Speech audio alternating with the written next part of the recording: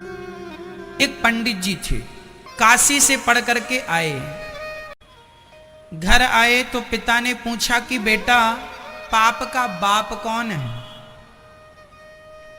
उन्होंने पूरे वेद पुराण उलट पलट लिए पर कहीं उन्हें पाप के बाप का नाम नहीं मिला। पिता ने कहा जा अभी और पढ़ के आवी, तेरी पढ़ाई पूरी नहीं, मेरे प्रश्न का उत्तर नहीं दिया मतलब तेरी पढ़ाई अभी पूरी, जा। उल्टे पांव बाप ने बेटे को फिर लौटा दिया। वो फिर काशी की तरफ चला। बड़े बड़े विद्वानों से पूछा भैया बताओ पाप का बाप कौन है, ये कौन से ग्रंथ में मिलेगा, कहां लिखा है कि पाप का बाप कौन है, मैंने तो कहीं नहीं पढ़ा। बड़े बड़े ज्ञानी योगी ध्यानियों के पास गया पर कोई जवाब ना दे सका कि पाप का बाप कौन है। वो बालक थक गया। एक सुंदर सा घर था, उस दरवाजे में खड़ा होकर मांगता है पानी। भैया क्या पानी मिलेगा? तो अंदर से एक सुंदर सी महिला सज धज करके श्रृंगार करके पानी चांदी की गिलास में पानी लेकर आई। कहा लो पंडित जी पानी पी लो। पंडित जी बहुत थके थे, वह बालक थका था और पानी गट गट गट गट करके पी लिया। और जब पानी पिया तो पूछा कि ये घर किसका है? तो उसने कहा ये घर वैश्या का है, इस घर में वैश्या रहती है। अब पंडित जी अपना पानी बाहर निकालने लगे, निकल पानी, वैश्या का पानी मैंने पी लिया। तो तुमने बताया नहीं कि घर वैश्या का, मैं कभी पानी ना पीता वैश्या के घर का, मेरा धर्म बिगाड़ दिया। उस महिला ने कहा पंडित जी अब धर्म तो देखो बिगड़ ही गया, गर्मी बहुत है, आओ अंदर बैठ जाओ। छाया तुमने पूछ लिया होता पहले तो हमने बता दिया होता, पर तुमने पूछा नहीं। तुमने पानी पीने के बाद पूछा तो आपने पानी मांगा, हमारा धर्म था पानी देना, दिया। गर्मी बहुत है, कहीं छाया नहीं, आओ थोड़ी देर बैठ जाओ। पंडित जी बोले चलो ठीक है बैठ जाते हैं, पर हमें प्रायश्चित करना पड़ेगा, तुम्हारा पानी पी लिया वैश्याओं के घर का, हटो यहां से।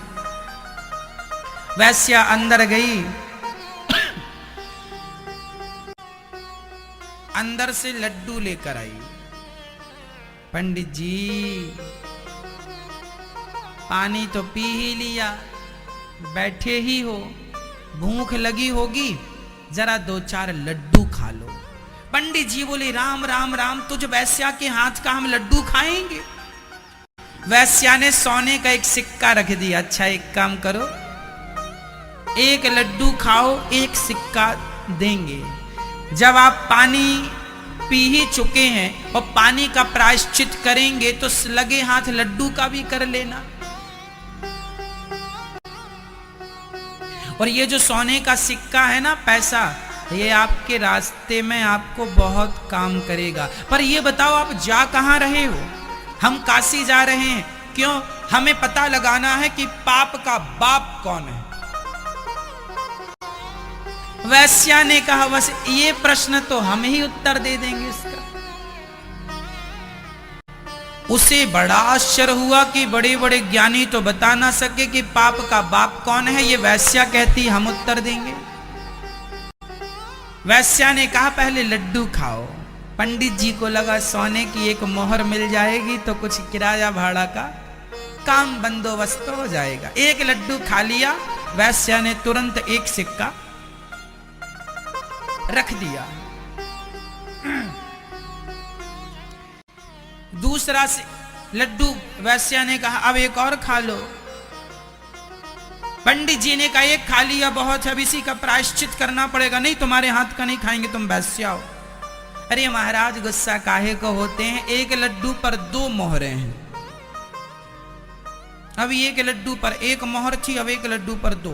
पंडित जी बोले एक पे दो है, कोई बात नहीं, प्रायश्चित कर लेंगे, चलो ला। एक और खा लिया।